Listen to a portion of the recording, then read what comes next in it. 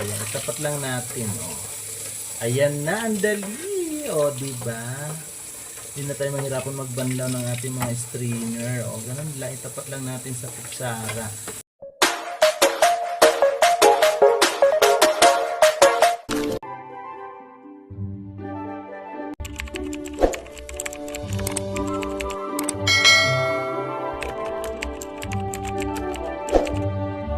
Samahan niyo ako dito sa kusina. May napanood akong video na paraan sa paghuhugas ng strainer. Kasi ako hirap na hirap talaga ako maghugas ng strainer kung paano ko ito agad mababanlawan ng mabilis.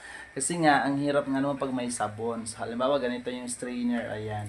So, ipakita ko sa inyo yung napanood ko sa TikTok kung paano niya binanlawan ng mabilis ang strainer sa mabilis na paraan sa gripo. O, diba? Tara, let's go! Panoorin.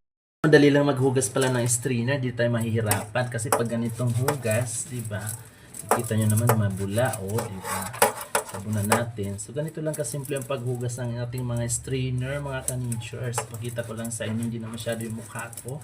Kasi pag ganito na may sabon, ang hirap nyo palang banlawan, di ba? Ang hirap. So ang gagawin lang natin, kukuha lang tayo ng kutsara, mga kanitures. Ayan, itapat lang natin, Ayan na, ang dali, diba?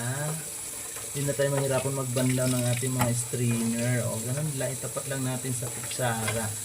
Ayan na, nabanlawan na ng maayos. Sabay-sabay na natin nabanlawan ng ating strainer, diba?